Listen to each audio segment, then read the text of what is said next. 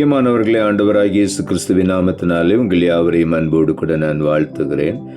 ஆண்டவர் கிருபையாய் நமக்கு கொடுத்த இந்த புதிய நாளுக்காக முதலாவது நம் ஆண்டவருக்கு நன்றி சொல்லுவோம். பதறி போன பாவிகளாக சிதறி எங்குமே அலைந்தோம். அவரை நாம் தெரிந்தறியோமே, அவர் நம்மை தெரிந்தெடுத்தார். அவரை நாம் தெரிந்தறியோமே, அவர் நம்மை தெரிந்தெடுத்தார். தேவ கிருபை எங்கும் பெருக தேவனை ஸ்தோத்தரிப்போம். பாவ இருளகல தேவ ஒளி அடைந்தோம். இந்த நாளுக்கென்று ஆண்டவர் கொடுக்கிற ஒரு வார்த்தை ஏசாயா தீர்க்கதரிசன புஸ்தகம் 65 அதிகாரம் 22வது வசனம். ஏசாயா 65:22. நான் தெரிந்து கொண்டவர்கள் தங்கள் கைகளின் கிரியைகளை நெடுநாளாய் அனுபவிப்பார்கள். இந்த நாளிலே ஆண்டவர் நமக்கு கொடுக்கிற ஒரு வார்த்தை, நம்முடைய கைகளின் கிரியைகளை நாம் நெடுநாட்களாய் அனுபவிப்போம் என்று ஆண்டவர் வாக்கு பண்ணுகிறார்.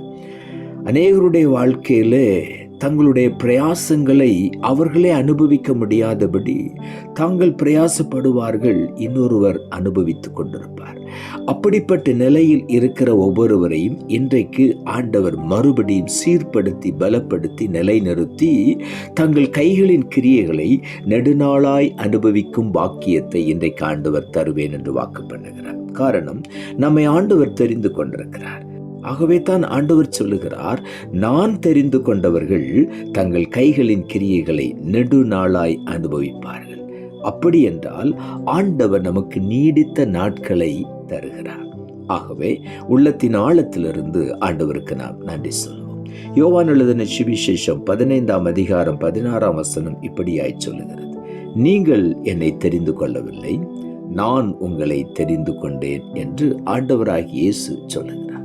நாம் ஆண்டவரை தெரிந்து கொள்ளவில்லை, அவர் கிருபையாய் நம்மை தெரிந்து கொண்டார். அவருடைய இரக்கங்களினால் நம்மை தெரிந்து கொண்டார். ஆகவே தான் ஆண்டவர் சொல்லுகிறார், நான் தெரிந்து கொண்ட பிள்ளைகள் தங்கள் கைகளின் கிரியைகளை நெடுநாளாய் அனுபவிப்பார்கள். காரணம், நானே அவர்களை தெரிந்து கொண்டேன். இந்த நாளிலே ஆண்டவர் நம்மை தெரிந்து கொண்டார் என்பதை நாம் உறுதியாய் பிடித்து கொள்ள வேண்டும். அப்பொழுதுதான் நிச்சயமாகவே இந்த ஆசீர்வாதங்களை நெடுநாளாய் நாம் அனுபவிக்க முடியும். உபாகம புஸ்தகம் 7 அதிகாரம் 6வது வசனம் இப்படியாய் சொல்லுகிறது, நீ உன் தேவனாகிய கர்த்தருக்கு பரிசுத்த ஜனம், பூச்சக்கரத்தில் உள்ள எல்லா ஜனங்களிலும் உன் தேவனாகிய கர்த்தர் உன்னை தமக்கு சொந்தமாய் இருக்கும்படி தெரிந்து கொண்டார். ஆண்டவர் எப்படி நம்மை தெரிந்து கொண்டாராம்?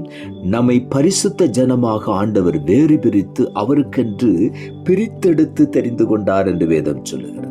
நீ உன் தேவனாகிய கர்த்தருக்கு பரிசுத்த ஜனம், பூச்சக்கரத்தில் உள்ள எல்லா ஜனங்களிலும் உன் தேவனாகிய கர்த்தர் உன்னை தமக்கு சொந்தமாயிருக்கும்படி தெரிந்து கொண்டார்.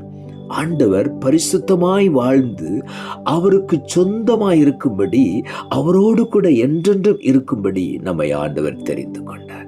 ஆகவே தான் ஆண்டவர் சொல்லுகிறார், நான் தெரிந்து கொண்ட என் பிள்ளைகள் தங்களுடைய கிரியைகளை நெடுநாளாய் அனுபவிக்கும் ஆசீர்வாதத்தை நான் அவர்களுக்கு கொடுப்பேன் என்று சொல்லுகிறார்.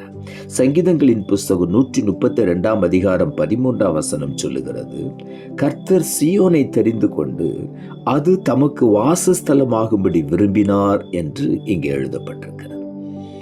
நான் இந்த ஸ்தலத்தை விரும்பினபடியினால் இங்கே வாசம் பண்ணுவேன் என்று ஆண்டவர் சொல்லுகிறார்.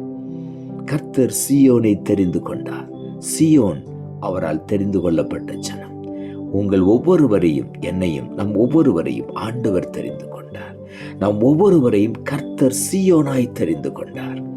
தமக்கு வாசஸ்தலமாகும்படி அவர் விரும்பினார். ஆகவே தான் அவர் சொல்லுகிறார், நீங்களே என்னுடைய ஆலயம், நீங்கள் தேவனாலே பெற்றும் பரிசுத்த ஆவியானவர் தங்கியும் இருக்கிற தேவனுடைய ஆலயமாய் இருக்கிறீர்களே என்று வேதம் சொல்லுகிறது.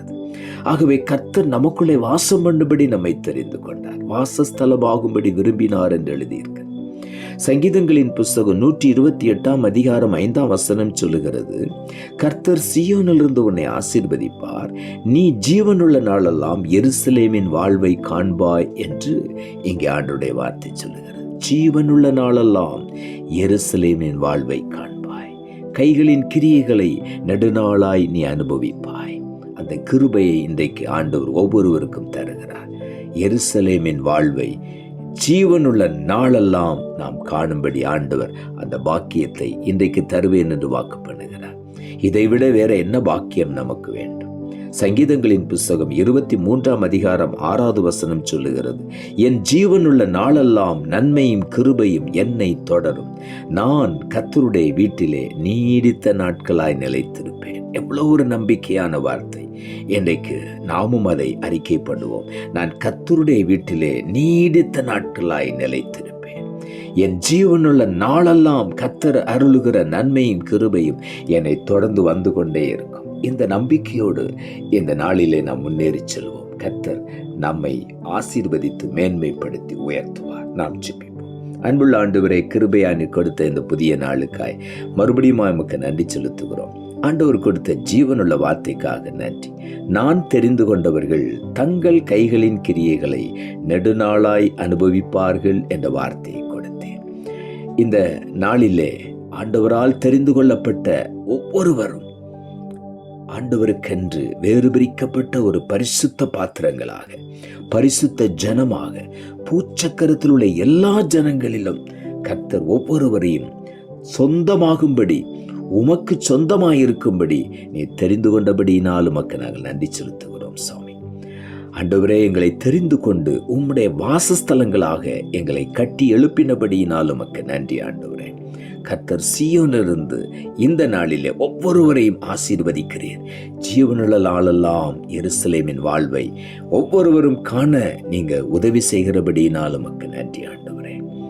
கர்த்தருடைய வீட்டிலே நீடித்த நாட்களாய் நிலைத்திருக்கும் ஒரு பாக்கியத்தை இன்றைக்கு ஒவ்வொருவருக்கு நீர் அருளி செய்திருக்கிறேன். அது மாத்திரமல்ல, இந்த பூமியிலும் மேன்மையான ஆசீர்வாதங்களையும் உயர் ஸ்தலங்களையும் ஆண்டவரே உன்னதமான நன்மைகளையும் மேன்மைகளையும் ஒவ்வொருவரும் பெற்றுக்கொள்ள நீர் உதவி செய்யும். அப்படி நீ செய்கிறபடியினாலும் உமக்கு நன்றி தாழ்த்துகிறோம். இரட்சகர் இயேசுவின் நாமத்தில் ஜெபிக்கிறோம் நல்ல பிதாவே, ஆமென்.